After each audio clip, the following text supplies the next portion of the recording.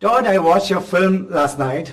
Congratulations. Thank you. Fantastic one. Thank you. This is a phase where you're getting all the awards, 5 stars, people are walking out and sending you great messages, I'm sure. Yeah. At what point, Todd, did you figure that, okay, I've got it right? Oh, not for a long time. I mean, once I got Joaquin in the movie, I thought we have a chance to make something really special. Right. But I don't think I really felt it was special until I started showing it to filmmaker friends of mine in the editing room and like bringing them over, because you get lost in it. You know what I mean? Yeah. You write something, you make something, you edit something. It's not new to you anymore. Right. And sometimes you're just looking at it going, is this just the worst thing ever? Or does it make sense? So you have to bring in other people. They watch it and you're kind of seeing it through their eyes for the first time. Do you do that often? You show it to other filmmakers, take their feedback? All the time. Yeah? Okay, all that's the great. time. And you said, once Joaquin was on board, that was quite a while later, you tried to convince him for very long. Yeah. Did you at some point reach a point where you were like, it's a damn good one, just sign it? I literally said that. I said that basically in my own language, not quite as nicely.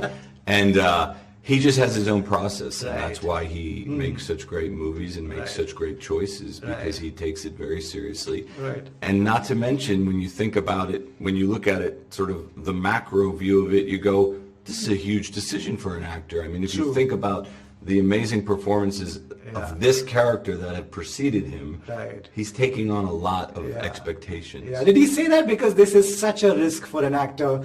It's right now in the best hands, you and him and everyone else, but can go completely otherwise. Of course, and we didn't necessarily ever say it out loud, but it's always hanging over you.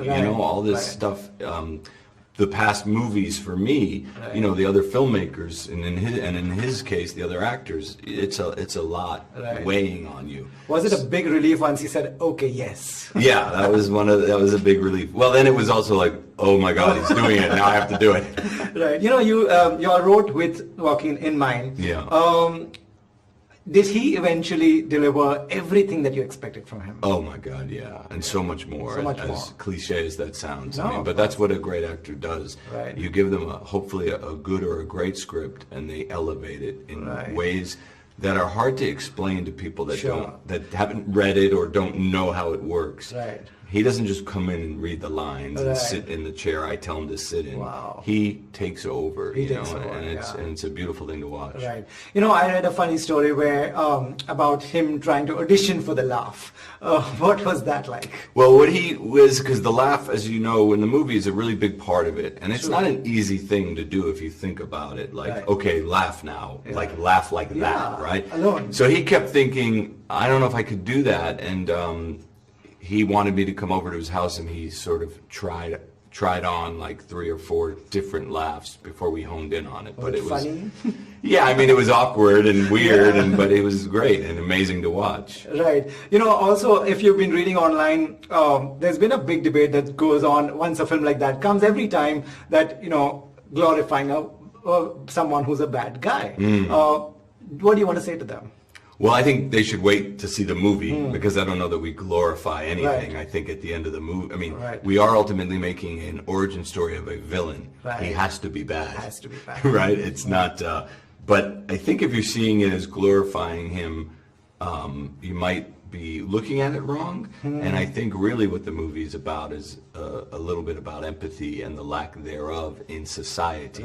And if you keep that going, you get the villain you deserve. That's sort of what it's about. Lastly, this is at a time where there was a lot of unrest. Do you think people will relate to it even now?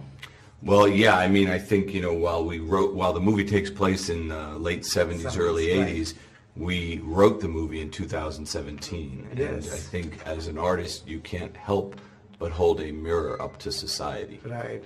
Great. It's a great one. You're going to have a Joker hangover for very long. Enjoy this one. Thank you, Rohit.